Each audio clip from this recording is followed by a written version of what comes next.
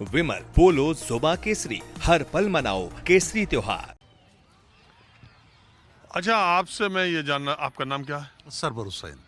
Server Hussain साहब, आपसे मैं ये जानना चाहता हूँ कि अंतर्राष्ट्रीय स्तर पर, मैं बहुत साधारण सी बातें कर रहा हूँ क्योंकि मेरे दर्शक गांव देहात के ज़्यादा हैं और विदेश मामलों के जानकार या विदेश मामलों में दिलचस्पी कम भी रखते हैं, लेकिन चूंकि ये मुद्दा इतना महत्वपूर्ण अंतर्राष्ट्रीय स्तर पर होता जा रहा है कि इस पर चर्चा किए बगैर हटा नहीं जा सकता। अभी देखिए, कई, मैं सीधे सीधे कह रहा हूँ, मुस्लिम देश ऐसे, अभी 12-15 दिन पहले नाइजीरिया पर अटैक किया अमेरिका ने, इसके बाद वहाँ गाजा और उसकी बात हो रही थी, इसके बाद ईरान उनके रडार पर आया, इसके बाद, और एक बात तो ये है कि इस्लामिक कट्टरवाद के नाम पर और इस्लामिक देशों में अमेरिका अपने मुनासिब जो लोग नहीं, उसको पाकिस्तान नहीं दिखता है, उसको अफगानिस्तान नहीं दिखता है,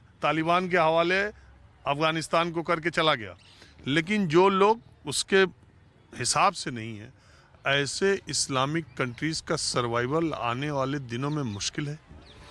नहीं, मुझे तो नहीं लगता कि सर्वाइवल मुश्किल है ट्रंप के आगे, क्योंकि देखिए ट्रंप जो है वो अपनी सियासत कर रहे हैं और ये सारी दुनिया जानती है, बिल्कुल खुले हुए पन्ने की तरह है कि किस तरह से वो सियासत कर रहे हैं, और पूरी दुनिया जानती है कि उनकी सियासत का मकसद क्या है, और वो सिर्फ और सिर्फ अमेरिका और अमेरिकन लोगों की सर्वाइवल की सोचते हैं, और वो खुलेआम इस बात का इकरार भी करते हैं। जिस तरह से ईरान में अभी जो बड़े पैमाने पर जो एहतजाज हुआ है, प्रोटेस्ट हुआ है, वो हो सकता है हुकूमत की पॉलिसी के ख़िलाफ़ हो, लेकिन रिजीम के ख़िलाफ़ जो ये बनाया जा रहा है, हवा बनाया जा रहा है कि वहाँ की जो है कट्टरपंथी सोच के विचारों के ख़िलाफ़ ये, ऐसा बिल्कुल नहीं है।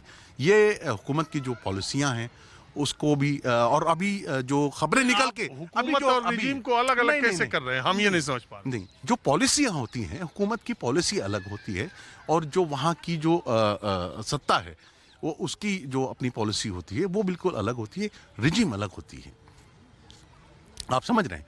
तो इसको लेकर जो है वहाँ की जो जनता है वो आक्रोश, हर सबको इख्तियार है अपने जो मफाद को लेकर, अपने हितों को लेकर जो है अपनी आवाज़ को बुलंद करना, ये सबका इख्तियार है। और उसको जो अभी जो खबरें निकल के आ रही हैं कि उसमें कई लोगों की गिरफ्तारियां हुई हैं जो कि गैर मुल्की थे, वो उस देश ईरान के देश के थे ही नहीं। खबरें ये भी तो आ रही हैं जो मरे वो सब ईरान के।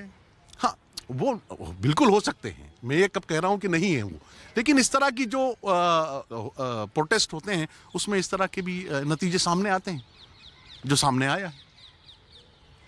अच्छा, एक बात बताइए हमारे दर्शकों को, वैसे तो आमतौर पर जैसे हिंदुस्तान है, इसमें इस मुल्क में, हमारे देश में, हम ये कहते हैं कि धर्म को राजनीति से अलग कर देना चाहिए, धर्म का अलग काम है, राजनीति का अलग काम है, लेकिन ईरान जैसी कंट्री जो है वो धर्म और राजनीति को अलग अलग नहीं करती, एक करती है। ये एक समस्या नहीं है? यहाँ पे हम कहते हैं लेकिन वहाँ पर धर्म और राजनीति अलग नहीं है। हाँ, यहाँ भी वही है। नहीं, जहाँ तक देखा जाए अगर हिंदुस्तान में, तो इस वक्त तो 2014 के बाद हमारी राजनीति और धर्म एक साथ ही चल रही है, इसमें कोई डाउट नहीं है। अब जहाँ तक ईरान का मसला है तो उसको ये देखने की ज़रूरत है कि वहाँ की जो धार्मिक नीतियाँ हैं वो राजनीतिक नीतियों पे असरअंदाज हो रही या नहीं हो रही हैं। जब हम उसको देखते हैं तो हम ये देखते हैं कि जो धार्मिक नीतियाँ हैं वो राजनीतिक नीतियों पे असरअंदाज नहीं हो रहे हैं, इसलिए कि वहाँ डेमोक्रेसी है, और जब डेमोक्रेसी होती है तो वो एक धर्म के लिए तो होती नहीं है। जब डेमोक्रेसी है हाँ। तो उस देश का प्रमुख भी वही, और उस देश के मानने वाले शिया धर्म का प्रमुख भी वही, उसी के हाथ में सुप्रीम कमांडर वही, सब ताकत वही थी। इसमें डेमोक्रेसी कहाँ है? उसके चेंज होने का तो कोई सवाल ही नहीं है। नहीं, वो जो है वो विलायत फ़क़ीह का नज़रिया है, बुनियादी तौर पे अगर देखा जाए तो वो विलायत फ़क़ीह का नज़रिया है, तो वो धार्मिक नज़रिया है। लेकिन जो अगर डेमोक्रेसी और पॉलिटिकल इशू को देखें आप, तो उसमें एक प्रेसिडेंट होता है और उसकी कैबिनेट मिनिस्ट्री होती है, वो सारी चीज़ें होती हैं। तो ऐसा नहीं है कि जो विलायत फ़क़ीह का जो नज़रिया वो बिल्कुल अलग है और जो पॉलिटिकल इशूज़ हैं या जो वो है वो बिल्कुल अलग है, तो आप उसको एक साथ बिल्कुल कर नहीं सकते हैं। जैसा कि सोशल मीडिया पे या मीडिया में असल में दिक्कत क्या है कि ईरान को लेकर हमारे यहाँ बहुत सी गलतफहमियाँ मौजूद हैं। इसलिए कि जिस तरह से कहा जाता है कि ईरान में मजहबी शिद्दत पसंदी है या कट्टर है, लेकिन अगर आप जाके देखें, चाहे हिजाब का मसला हो, चाहे औरतों की आज़ादी का मसला हो, चाहे एजुकेशन का मसला हो, चाहे हेल्थ का मसला हो, या जितने भी मसले हैं, अगर आप देखिएगा तो वहाँ तो पूरी आज़ादी मिलेगी। मुझे आज तक मतलब ये किसी ने नहीं कहा है कि आपको पर्दे में रहना है या पर्दे में नहीं रहना है। जैसा कि हिंदुस्तान में तो हो ही रहा है कि आपको पर्दे में रहना है या नहीं रहना है। ये तो भारत में आजकल चल रहा है, आप देख ही रहे हैं। और आपके बहुत से डिबेट में मैंने ये इस पॉइंट को देखा है। लेकिन ईरान में मुझे अभी तक कोई ये नहीं नज़र आया है कि नहीं आपको हिजाब लगा के जाना है या हिजाब लगा के नहीं जाना है। आप तेहरान में जाइए, आप नैशापुर में जाइए, जितनी बड़ी जगह हैं आप जाइए। देखिए, मैं इस पर रोक रहा हूँ। हालांकि उस घटना की मैंने कहा था कि जितनी निंदा की जाए उतना कम है। जिस तरीके से नीतीश कुमार ने वो डॉक्टर साहिबा के चेहरे से हिजाब हटाया था, तो नकाब, तो बहुत सारे लोग उस समय एक बात ऐसी कहने लगे थे जो मैं सोचता हूँ कि इस पर बात करनी चाहिए कि जब आप डॉक्टर बन गई और जब आप नियुक्ति पत्र के लिए जा रही हैं और जब आप क्लिनिक पर बैठेंगी, क्या उस वक्त नकाब लगाना ज़रूरी है? ये उनका अपना मसला पर्सनल हो सकता है। मैंने पहले कहा कि उस घटना की जितनी निंदा की जाए कम है, लेकिन इसका एक दूसरा पक्ष भी बहस में आया कि भाई आप डॉक्टर हो चुकी, पढ़ लिख चुकी, कल आप क्लिनिक में बैठोगी तो आप पिता तुल्य अगर है, और नीतीश कुमार ने कहा कि अरे डॉक्टर बन गई हो तो इसमें क्या, ऐसा कहने लगे थे लोग। ठीक है, पिता तुल्य है अगर, तो वो मजमे में निकाब और हिजाब थोड़ी खींचेगा। पहली बात तो, तो मैंने पहले कह दिया कि उसकी निंदा मैंने क्या, मैंने तो ये भी कहा था कि अगर खुद की बेटी हो तो भी किसी पिता को हक नहीं है कि सार्वजनिक जगह पे उसका नकाब या हिजाब, अगर हमारी बेटी भी हो तो हमें भी हक नहीं है। ये तो उन्होंने गलत किया। बात ये सर कि पढ़ने लिखने का हिजाब से पहनने से या ना पहनने से क्या ताल्लुक है? मतलब मैं अगर पढ़ लिख गया हूँ तो मेरे घर में जो हिजाब नहीं होगा, मैं नहीं पढ़ा लिखा हूँ, यानी आप उसको दो हिस्सों में बांटना चाह रहे हैं कि जो अनएजुकेटेड लोग हैं वो हिजाब करेंगे, जो एजुकेटेड वो नहीं करेंगे। हिजाब को डॉक्टरी पेशे की बात है। अगर डॉक्टरी पेशे में मेरा इख्तियार है ना कि मेरी बेटी जो है उसको ये राइट है, वो हिजाब पहन के डॉक्टरी करेगी, हिजाब के हटा के करेगी, उसका राइट है ना। ये हमारा ये नीतीश कुमार का राइट नहीं है, ये गवर्नमेंट का राइट नहीं है कि आप ये तय करेंगे कि मसलन मुस्लिम बच्ची है वो हिजाब पहनेगी कि नहीं पहनेगी। आप किस लेवल पे आके मसलन ये करेंगे तलाक और ये और वो जो दुनिया भर के इशूज़ हैं, फिर तो आप ये कहिए कि अच्छा फिर आपको सिर्फ मुसलमान मिलते हैं। आप अभी जो आप कह रहे थे कट्टरपंथी की बात है, ईरान में कट्टरपंथी है, वहाँ कट्टरपंथी, मुस्लिम देशों में आपको कट्टरपंथी नजर आती है।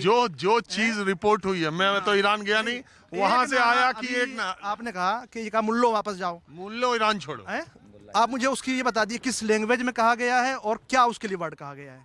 ये जो मुल्लो है ये तो यहाँ की मीडिया का शब्द है, पर्शियन में ये शब्द नहीं होता है। मुझे वो शब्द मैंने खुद ही कहा, जो रिपोर्ट हुआ है, मैं यहाँ का मीडिया है ना, यहाँ का मीडिया है, उनके दिमाग पे मुल्ला इस कदर बैठ गया है। मुल्ला जो है आज तो बदनाम हो गया है, आज तो ये वर्ड बदनाम हो गया, क्योंकि ज़माने के लिहाज से टर्म बदनाम भी होती हैं अच्छी भी होती हैं।